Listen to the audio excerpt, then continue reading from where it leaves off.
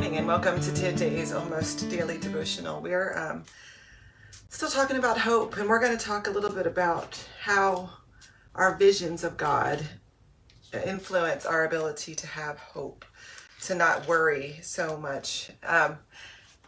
Worry and hope aren't opposites. Worry and hope live together often. And so the question is, how do we integrate those two things together? And we're going to look at, this is the story, this is Moses' victory song. So this is after the Egyptians have crossed the Red Sea and the Pharaoh's army has gone back home. And now they're going to celebrate. And this is what they say.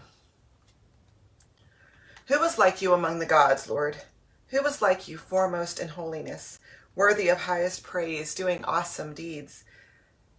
You raised your strong hand, earth swallowed them up.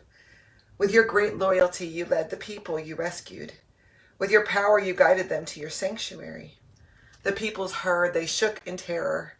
Horror grabbed hold of Philistia's inhabitants. Then Edom's tribal chiefs were terrified. Panic grabbed hold of Moab's rulers. All of Canaan's inhabitants melted in fear. The Lord will rule forever and always. When Pharaoh's horses, chariots, and cavalry went into the sea, the Lord brought back the waters of the sea over them. But the Israelites walked through the sea on dry ground. And so one of the knocks that we get, that people have who don't believe, is that it's old. It's an old tradition, and so only good things, only new things can be good.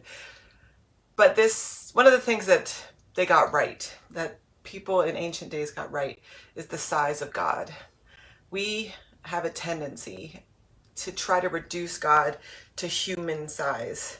We try to reduce God to a size that we can understand and we can get our hands on, and we can model into a God that reflects who we are and our understanding and our limited ability to understand the nature of God.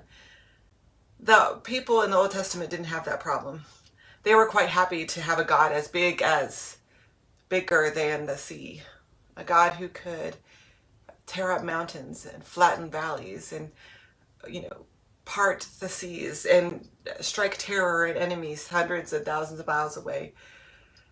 And so it's important, this view of God as big, as giant, as large as the earth, as bigger than the earth, who can act on our behalf.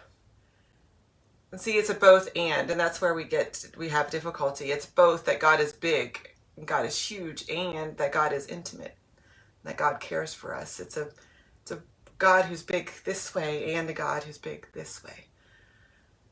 And we have a limited view of God. We try to make God into us. We try to make God into just a more powerful version of us. And when we do that, we lose the ability to have true hope, to realize that God is bigger than us, that God is stronger and mightier and more powerful than us. And that is where we find our hope. That because God is so big, because God can tear down mountains, we don't have to be afraid. We don't have to rely only on our inability to accomplish things, to get through things, to handle things. And that prepares us for a possibility of a future that's different than the one that we experience, or the one that we would create for ourselves, given the ability to do so. God's vision, God's plans for us are bigger than all of that, than our own plans for us. And so we can be thankful that God doesn't rely on us, that we don't have a God as small as we are, that God is mighty and huge. Thanks be to God. God bless.